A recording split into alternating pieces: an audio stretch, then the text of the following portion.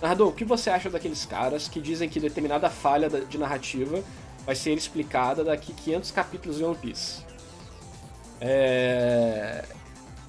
O Vini Almeida, isso aí foi exatamente o que eu falei no Twitter. Vamos lá.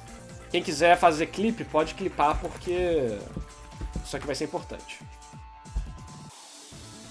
Ó, o Vini falou aqui, narrador, o que você acha daqueles caras que dizem que determinada falha de narrativa vai ser explicada daqui 500 capítulos em One Piece? Isso não vale só para One Piece não, tá? Isso vale para qualquer outro anime e mangá que tem uma fandom forte. Primeiro, normalmente, boa parte dessas pessoas não entendem, porque nunca estudaram sobre o assunto, porque ninguém estuda sobre isso no Brasil, basicamente, a diferença da história para a narrativa. Então, vamos entender o que é uma história narrativa, que é diferença, história, narrativa. Vou pegar aqui. Cadê? Narrativa e drama. Vamos ver aqui, ó. Vamos lá. Cadê? Narrativa. Tá, aqui mesmo. Vamos lá. Vamos pegar aqui. Pra vocês terem uma noção. Ó. Muito texto. Muito texto. Mas aqui isso que importa. Aqui, ó. Pra vocês verem. A narrativa é o design e a orquestração de como uma história é contada. Beleza? Isso é que é a narrativa. Ou seja, é como o autor escreve a história. Não tem nada a ver com os acontecimentos da história. Não tem nada a ver com o mundo da história. Só tem a ver em como o autor para e pensa. Como eu vou fazer essa pessoa sentir emoção, tristeza, raiva, se interessar e tudo mais. Isso que é narrativo. Uma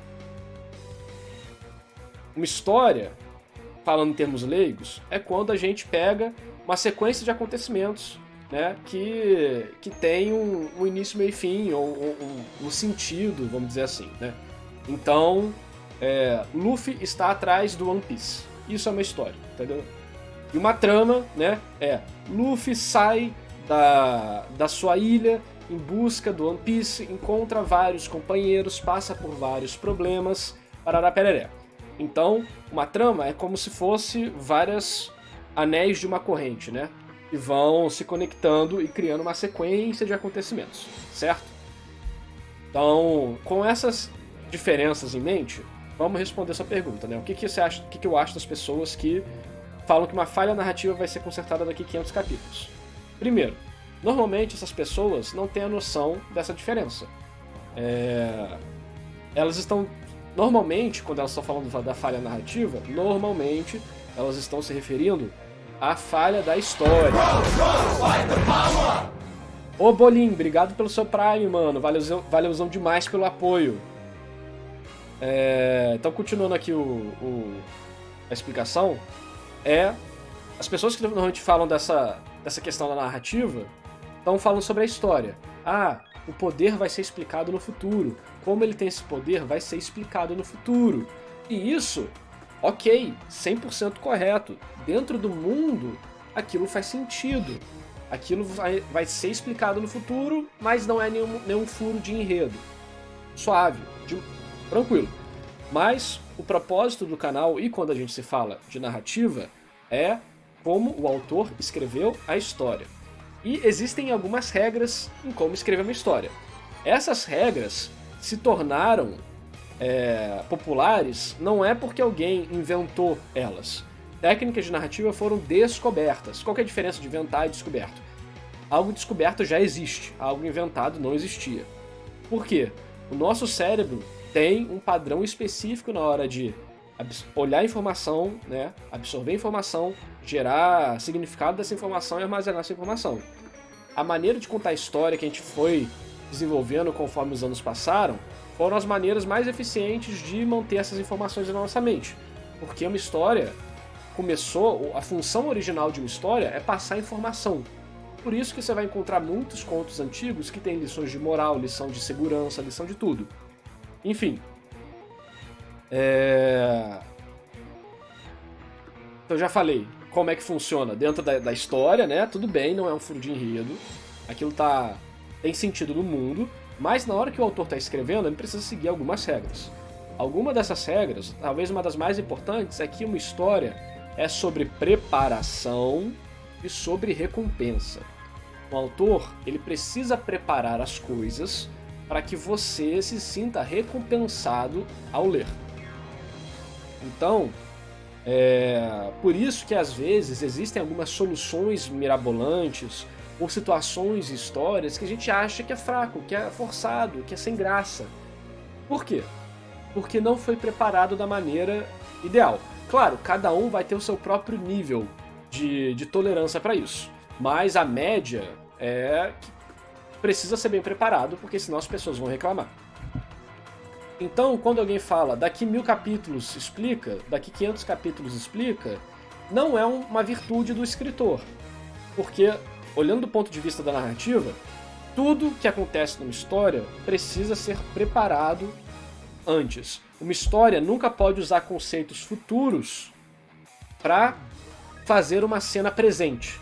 Uma história é uma bola de neve que vai vai rolando e crescendo de tamanho. Então, você só pode usar para comentar ou mostrar algo numa história o que já foi mostrado. Lembrando que existem maneiras de você referenciar coisas futuras no passado e então a revelação ter um peso porque você conectou pontos. O nome disso, por exemplo, é o foreshadow. Uma maneira de fazer isso é uma técnica famosa. De botar elementos que você não percebe, mas quando você tem a resposta na sua cara, você retroativamente consegue ver as coisas aparecendo lá. Certo? Existem outras técnicas também. Você não precisa mencionar aquilo, você pode deixar alguns mistériozinhos, deixar algumas indicações, peças do quebra-cabeça não completas ali, o quebra-cabeça não está montado, mas algumas peças estão lá, enfim. Então, você explicar algo narrativamente, não da história, narrativamente, 20 anos depois, 100 capítulos, 200, 1000 capítulos depois, não é algo positivo, narrativamente. Porque você deixou um buraco enorme de um conceito mal desenvolvido, né? Por exemplo, o povo tá falando do poder do Zoro que no capítulo 1000 vai explicar, vamos dizer isso aí. Pra mim não importa que isso vai ser explicado. Pra mim o golpe do Zoro é corrida cortou, só isso que o Zoro faz, todos os golpes dele. Então, os golpes do Zoro funcionam assim. E cada golpe diferente tem uma força diferente. A única coisa que eu preciso saber é esse golpe foi preparado narrativamente para acontecer? Por exemplo, igual o Gear Third foi? O Gear Third foi preparado para acontecer. Se sim, não importa se o golpe é ultra poderoso, ultra fraco, ultra estranho, dash corte, super complexo, não importa. O que importa é, ele foi preparado para acontecer? Se ele foi preparado para acontecer na escrita, tudo bem, não tem nenhum problema. E como ele funciona, eu não preciso necessariamente saber. Isso pode ser uma coisa que pode sim ser explicada no futuro. Só que aí você está falando sobre explicações da trama, explicações da história, e não explicações da narrativa.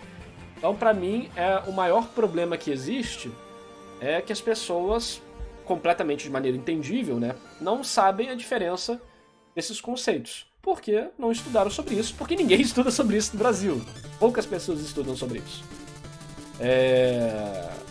Então, essa é a resposta. O que eu acho dessas pessoas? Eu acho que elas estão enganadas, estão usando um termo que elas não sabem o que significa, e usam como sinônimo de termos que são, na verdade, bem diferentes uns dos outros. Então, é o que eu critiquei aqui.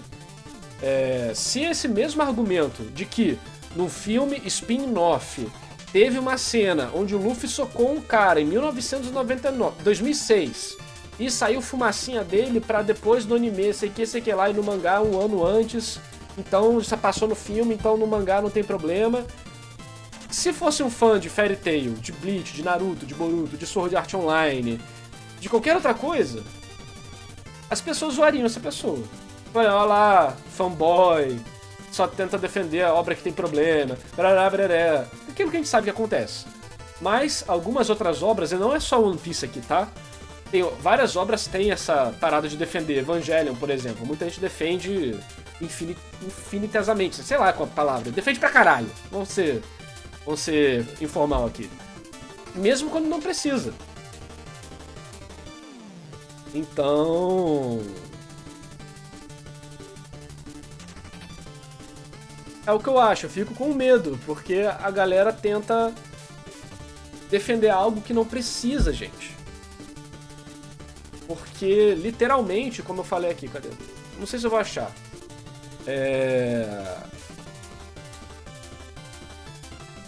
O Oda e o One Piece, ou Evangelion, ou qualquer outra grande obra, não é um ídolo de vidro. Se você falar ai, o negócio não vai quebrar. E isso que é o incrível. A obra é tão boa e tem tanta substância pra ter um storytelling de qualidade que não importa as críticas que você faz, essa obra consegue se sustentar. Ela não é nem desmoralizada nem destruída. Ela só sai mais forte, porque ela sobrevive. Então, o Oda não precisa da sua defesa. A defesa do Oda é a própria obra de One Piece, que é muito bem escrita. Então, eu acho que a galera tem que... não que acho que as pessoas têm que fazer, eu sugeriria às pessoas a ficar um pouco menos na defensiva, entende? O Katikol, eu já li uma que ele mandou pro negócio da Shonen Jump. O Raoni é muito bom, eu gosto muito.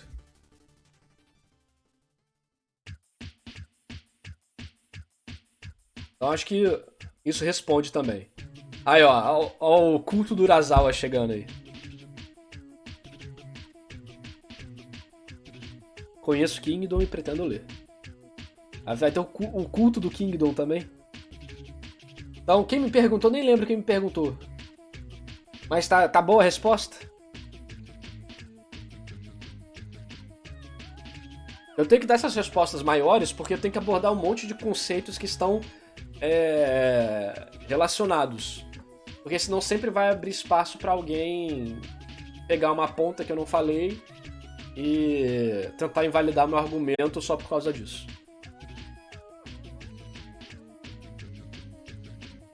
Vai ter análise de Hunter x Hunter quando o Togashi sair do hiato.